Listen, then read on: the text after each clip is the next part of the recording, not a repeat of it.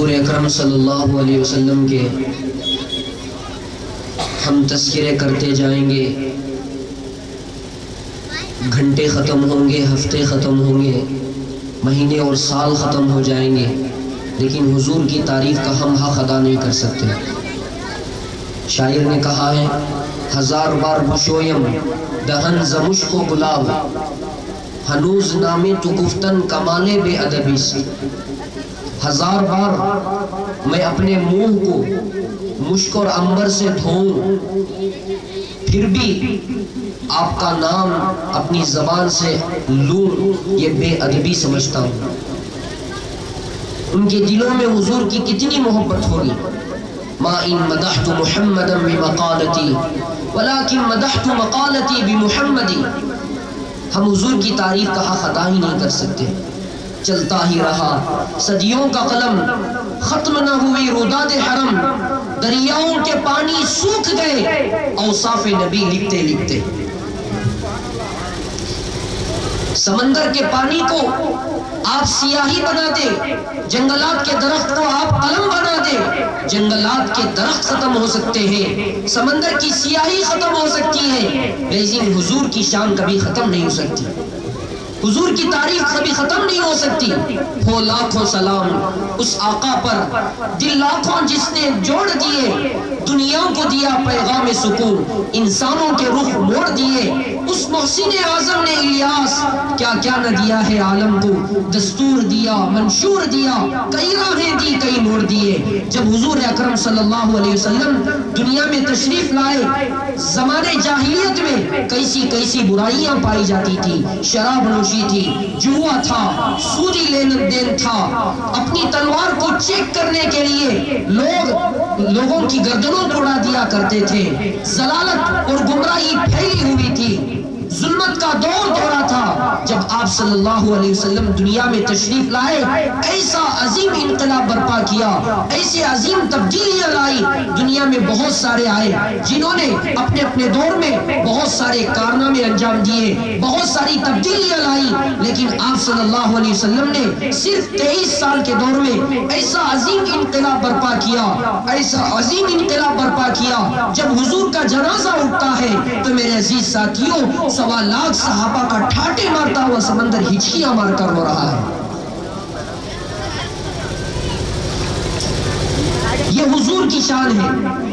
آج کے اس دور میں جبکہ ہم ملی جلی تہذیب کے ساتھ رہتے ہیں، ہمارے پڑوس میں ہمارے برادران وطن بھی رہتے ہیں، یہ ملک ہندوستان یہ گنگا جمنی تہذیب ہے، اس میں پیار و محبت کی مثال ہم نے قائم کی ہے۔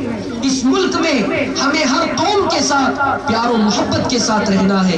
ہمارے نبی کی تعلیم، ہمارے نبی کے اخلاق یہ ہے کہ ہم اپنوں کے ساتھ بھی اچھائی کا سلوک کریں اور غیروں کے ساتھ بھی اچھائی کا سلوک کریں، چاہے وہ کسی بھی مذہب سے، کسی بھی قوم سے تعلق رکھنے والا ہو۔ ہمارے پیارے نبی صلی اللہ علیہ وسلم کی مبارک تعلیم یہ ہے کہ ہم غیروں کے ساتھ بھی، اپنوں کے ساتھ بھی اچھائی کے ساتھ پیش آئیں۔ آج ضرورت ہے اس بات کی کہ ہم ہر زبان میں حضور کی تعلیمات کو لوگوں کے سامنے پیش کریں، لٹریچر کے ذریعے، پامپلیٹ کے ذریعے، کتابیں چھاپ کر حضور اکرم صلی اللہ علیہ وسلم کی سیرت کو، ان کی زندگی کو، ان کے اپنوں کے ساتھ حسن سلوک اور ان کا غیروں کے ساتھ جو حسن سلوک تھا، اس کو اگر قوم پڑھے گی، اس کو اگر قوم سمجھے گی، خدا کی قسم مسلمانوں کے اوپر کوئی بھی انگلی نہیں اٹھا سکتا۔ آپ صلی اللہ علیہ وسلم نے غیر کی لڑکی کے ساتھ کیسا حسن سلوک کے ساتھ پیش آئے۔ آپ ایک واقعہ سناتا ہوں، آپ اس واقعہ کو غور سے سنیں۔ عورتیں بھی بیٹھی ہوئی ہیں، مسورات ماں بہنیں بھی بیٹھی ہوئی ہیں۔ جب حضور اکرم صلی اللہ علیہ وسلم کے دور رسالت میں حاتم طائی جو سخاوت پہ بہت زیادہ مشہور تھا، نام سنا ہے آپ نے؟ حاتم طائی کا نام سنا ہے؟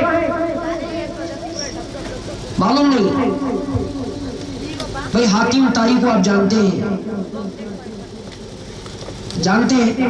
اگر نہیں جانتے تو سن لو۔ حاتم طائی ایک بہت ہی بڑے سخی آدمی تھے، جن کے گھر میں کوئی بھی آتا تو مہمان نوازی کرتے، چاہے پیسہ ہو نہ ہو۔ چاہے گھر میں کچھ ہو یا نہ ہو، یہاں تک کہ اپنے سواری کے اونٹوں کو تک ذبح کر کے انہوں نے مہمان نوازی کی. اتنی مہمان نوازی، اتنی فیاضی، اتنی سخاوت کی کہ دنیا میں، پوری دنیا میں ان کا نام مشہور ہو گیا، حاتم طائی.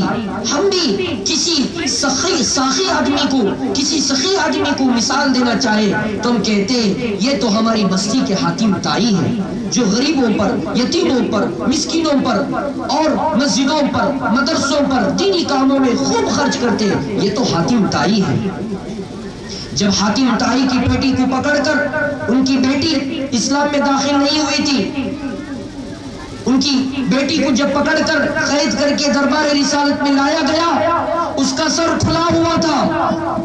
اللہ کے رسول صلی اللہ علیہ وسلم نے اپنی مبارک چادر اٹھا کر صحابہ کو دی اور فرمایا اس کے سر کو ڈھانپ دو، اس کے سر کو ڈھانپ دو. صحابہ چیخ پڑے، اے اللہ کے رسول اتنی مبارک چادر دشمن کی بیٹی کو دے رہے ہو.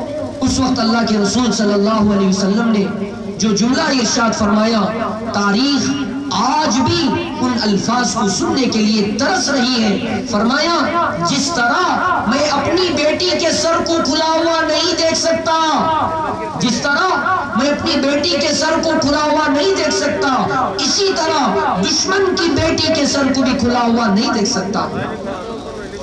یہ آپ صلی اللہ علیہ وسلم کے اخلاق تھے غیروں کے ساتھ. وہ بوڑھی عورت جو آپ صلی اللہ علیہ وسلم سے تنگ آ کر مکہ چھوڑ کر جا رہی تھی، بوریا بستر اٹھا کر راستے میں کھڑی تھی مزدور کے انتظار میں، کوئی مزدور آئے اور میرا سامان اٹھا کر مجھے اپنے مقام تک پہنچا دے. لیکن دنیا نے دیکھا کہ مزدور نہیں بلکہ حضور اکرم صلی اللہ علیہ وسلم آئے اور پوچھتے ہیں کہ بوڑھی اماں تمہیں کہاں جانا ہے؟ میں آپ کا سامان اٹھا لوں گا، میں آپ کا مزدور بن جاؤں گا، میں آپ کا خادم بن جاؤں گا. سرور کائنات محمد رسول اللہ صلی اللہ علیہ وسلم سامان کو بڑھیا کا اٹھا کر اپنے سر پر لاد کر جا رہے ہیں. بوڑھی کہہ رہی ہے کہ اے بیٹے تو مجھے بہت اچھا لگتا ہے، تو مجھے بہت اچھا نوجوان ہے، تیرے اخلاق اچھے ہیں، تیری عادت اچھی ہے. میں تجھے ایک مکہ میں ایک نوجوان ہے جس کا نام محمد ہے، جو پاگل ہے، جو مجنون ہے، جو کائن ہے، میں تجھے تنبیہ کرتی ہوں کہ اس نوجوان سے تو بچ کر رہنا. ارے جس محمد کو گالی دے رہے ہیں وہ محمد تو بڑھیا کا وہ سامان اٹھا کر لے جا رہے ہیں. آپ صلی اللہ علیہ وسلم منزل مقصود پر پہنچے، بڑھیا کا سامان نیچے رکھ دیا اور بڑھیا نے جاتے ہوئے پوچھا بیٹا اپنا تعارف تو کراتے چلے جا، آخر تو کون ہے، تیرا نام کیا ہے؟ آپ صلی اللہ علیہ وسلم کے آنکھوں سے آنسو نکل گئے اور کہا امی جان جس محمد کو تم گالیاں دے رہی تھی، جس کو تم ساحر کہہ رہی تھی، جادوگر کہہ رہی تھی، کاہن مجنون کہہ رہی تھی، امی جان جس کو معاشرہ گالیاں دے رہا ہے وہ محمد میں ہی ہوں. بڑھیا کی آنکھوں میں سے آنسو نکل گئی اور چیخ کر کہا کہ محمد تو مجھے اپنے اسلام میں داخل کر لے، میں مسلمان ہونا چاہتی ہوں.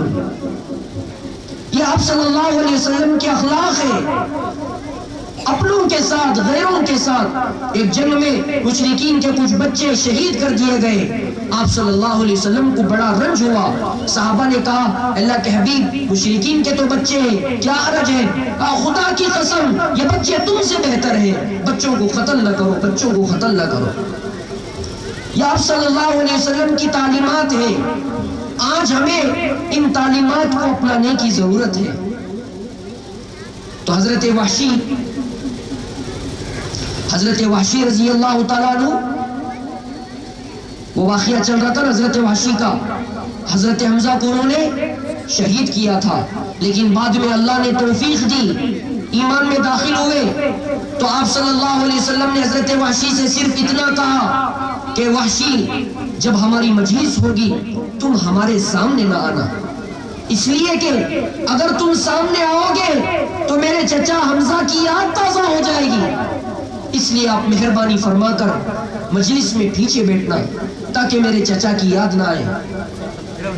تو حضرت وحشی کے اندر حضور کی اطاعت کا اتنا جذبہ تھا کہ حضرت وحشی نے طے کر لیا کہ مجلس میں بھی نہیں، میں مدینے میں بھی نہیں رہوں گا، اس لیے کہ نماز آتے جاتے حضور کی نظر پڑ جائے، حضور کو چچا حمزہ کی یاد تازہ جائے، حضور کے دل کو تکلیف ہوگی، اس لیے حضرت وحشی رضی اللہ تعالیٰ عنہ نے مدینہ چھوڑ کر ملک شام چلے گئے، اور جب ملک شام گئے تو لوگ کہنے لگے دیکھو دیکھو یہ وہ آدمی ہے جس نے سید الشہداء حضرت حمزہ رضی اللہ تعالیٰ عنہ کو شہید کیا۔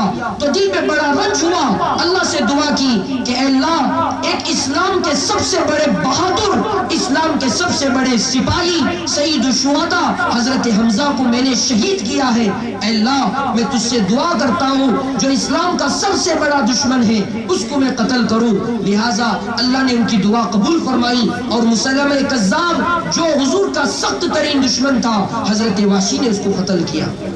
ان کے اندر اطاعت کا کتنا جذبہ تھا۔ حضرت حذیفہ رضی اللہ تعالیٰ عنہ دسترخوان پر بیٹھے ہوئے ہیں، ہاتھ سے لقمہ نیچے گر گیا، اٹھا کر کھانے لگے تو پڑوس میں بیٹھے ہوئے نے کہا کہ ارے گرے ہوئے لقمے کو کھا رہے ہو، لوگ مایوب سمجھیں گے، لوگ برا سمجھیں گے۔ حضرت حذیفہ نے کہا اترک سنت حبیبی لہؤلاء الحمقاء، کیا میں ان احمقوں کی وجہ سے اپنے حبیب کی سنت کو چھوڑ دوں؟ یہ مجھے گوارا نہیں۔ ایک صحابی کے چہرے مبارک پر صرف داڑھی کا ایک بال ہے، کفار مکہ مشرکین تانا دے رہے ہیں، دیکھو انظروا الی شعرتین کیف یتحرک فی الریح، دیکھو دیکھو داڑھی کی طرف کیسے ادھر ادھر لہلہا رہی ہے۔